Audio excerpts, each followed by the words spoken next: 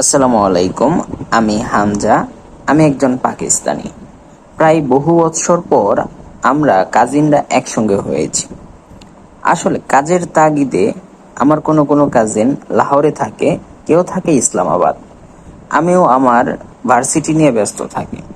অনেকদিন পর আমরা সবাই একত্রিত হতে পেরে খুবই খুশি ছিলাম। এই খুশির মুহূর্তটাকে আরো বাড়ানোর জন্য আমরা সবাই মিলে বসে প্ল্যান করছিলাম কোথাও গিয়ে একটা ক্যাম্পেইন করব। তো একটা সময় সবাই মিলে ডিসিশন নেই সাংলা হিল মাউন্টেনে গিয়ে আমরা ক্যাম্পেইন করব। আমাদের সঙ্গে যাওয়ার জন্য আমরা আমাদের কিছু ফ্রেন্ডকেও ইনভাইট করি। তারাও যাওয়ার জন্য সহমত দেয়। আমার বাসা থেকে সাংলা হিলের দূরত্ব 1 ঘন্টার রাস্তা। দুদিন পর আমরা আমাদের ক্যাম্পেইনের সবকিছু গুছিয়ে আমরা 13 জন লোক 3টি গাড়ি করে সাংলা হিলের উদ্দেশ্যে রওনা হই। আমরা খুব সুন্দরভাবেই সাংলা হিলে পৌঁছে যাই। সেইখানে একটি পিকনিক স্পট রয়েছে। আমরা সাংলা হিলের সেই পিকনিক স্পটে গিয়ে দেখি সেখানে অলরেডি 3 থেকে 4টা ফ্যামিলি ক্যাম্পেইন করছে। আমরা চাচ্ছিলাম একটি নিরিবিলি প্লেসে আমাদের তাঁবুটা করব। তাই ওই পিকনিক স্পট থেকে মোটামুটি 15 মিনিট জঙ্গলের ভিতরে হেঁটে আরো ভিতরে চলে আসি। আর একটি জায়গা আমাদের সবার খুব পছন্দ হয়।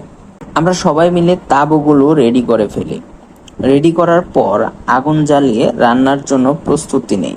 রান্নার পরে আমরা খাওয়া দাওয়া করে সবাই মিলে বসে গল্প করতে শুরু করে দিই। গল্প করতে করতে প্রায় অনেক রাত হয়ে যায়। অনেক রাত হয়ে যাওয়ার কারণে আমরা ডিসিশন নেই এখন আমরা শুয়ে পড়ব। সবাই সবার তাঁবুতে ফিরে যায়। আমার তাঁবুতে আমার সঙ্গে আমার আরো 2টা ফ্রেন্ড ছিল। তাঁবুতে যাওয়ার পরপরই আমার একটি ফ্রেন্ড ঘুমিয়ে পড়ে। আর অন্য ফ্রেন্ডের সঙ্গে বসে আমি কথা বলছিলাম। কথা বলতে বলতে যে কখন এত দেরি হয়ে গেছে সেটা বুঝতেই পারিনি। ঘড়ির দিকে তাকিয়ে দেখি 2টা 45 বাজে। তখন আমার অন্য ফ্রেন্ডটিও বলল এখন সে শুয়ে পড়বে। আমিও ভাবলাম আমিও শুয়ে একটু ঘুমানোর চেষ্টা করি। আমিও প্রায় ঘুমিয়ে গিয়েছিলাম, কিন্তু একটা সময় মনে হচ্ছিল যে বাহিরে বেশ অনেকজন মানুষ একসঙ্গে কথা বলছে। আমি ভাবলাম পাশের তাঁবুতে থাকা আমার কাজিনরা হয়তোবা কথা বলছে। তাই আমি কিছুই না ভেবে ঘুমিয়ে পড়লাম। একটা সময় পাশের থাকা তাঁবু থেকে আমার এক কাজিন ও তার এক ফ্রেন্ডকে সঙ্গে নিয়ে এসে আমাদের তাঁবুতে আসে ও আমাকে ডেকে তোলে আর বলে কোনো কথা না বলতে। আমি শুনতে পাচ্ছিলাম আমাদের তাঁবুর ঠিক পেছনেই হয়তোবা কেউ বা কারা জামাতের সঙ্গে নামাজ পড়ছে। কিন্তু এটা তো কোনোভাবেই সম্ভব না, কারণ আমার তাঁবু থেকে একটু দূরেই হচ্ছে ঢাল, যেটি একদম খাড়াখাড়ি নিচে নেমে গেছে ও সেখানে জঙ্গল। যেই কাজিনটা আমাকে ডেকে উঠালো ঘুম থেকে সে একজন আলেম। সে বলল পৃথিবীতে আমাদের মানুষেরও যেমন বসবাস রয়েছে তার পাশাপাশি জিনেরও বসবাস রয়েছে, তাদেরকে তাদের মতো থাকতে দাও। তারপরেই প্রায় অনেক মানুষের হাঁটাহাঁটির শব্দ শুনতে পাচ্ছিলাম আমরা তাঁবুতে বসেই ভিতরে বসেই কোনো শব্দ না করে চুপচাপ শুনছিলাম। আর আরেকটা বিষয়, আমরা যেখানে ছিলাম সেইখানে ফোনের কোনো নেটওয়ার্ক ছিল না, যার ফলে আমাদের বন্ধুদের সঙ্গে আমাদের কাজিনদের সঙ্গে আমরা যোগাযোগ করতে পারছিলাম না। আমরা শুনতে পাচ্ছিলাম কে যেন মনে হয় গর্ত করছে। আরো শুনতে পাচ্ছিলাম কখনো হাসির শব্দ, কখনো কান্নার শব্দ। এভাবে বেশ কিছুক্ষণ চলতে থাকে।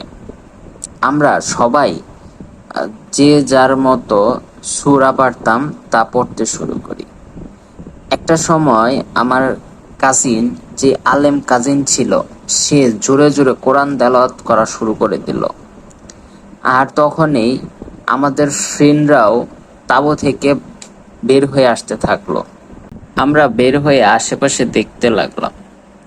তখনই আমার যেই কাজিনটা তেলাওয়াত করছিল দেখলাম তার মাথার চুল ধরে হয়তোবা কেউ তাকে টেনে নিয়ে যাচ্ছে। একটা সময় আমার সেই কাজিন অজ্ঞান হয়ে যায়। আমরা সবাই খুব ভয় পাই। আমরা তাবু টাবু ওইখানে ওইভাবেই রেখে আমার ওই কাজিনকে সঙ্গে নিয়ে দ্রুত আমরা গাড়িতে চলে আসি। গাড়িতে চলে আসার পর আমরা বাসায় যাওয়ার জন্য রওনা দিয়ে দিই।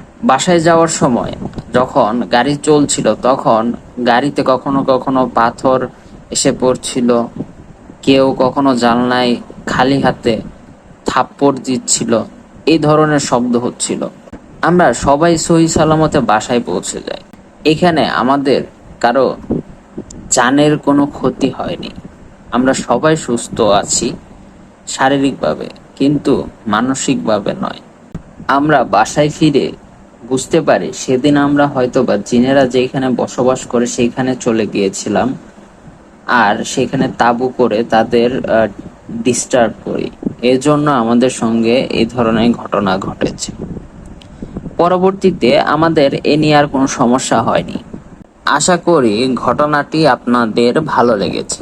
যদি ভালো লেগে থাকে তাহলে আমাদের ভিডিওতে একটি লাইক দিয়ে দেন, আর আমাদের ফেসবুক পেজ ভয় আড্ডা পেজটিতে ফলো করে দেন, আর ভয় আড্ডা ইউটিউব চ্যানেলটি সাবস্ক্রাইব করে দেন। কারণ আমরা প্রতিনিয়ত এ ধরনের সত্য ভৌতিক ঘটনাগুলো আপনাদের জন্য নিয়ে আসি। ভালো থাকবেন, সুস্থ থাকবেন, আল্লাহ হাফেজ।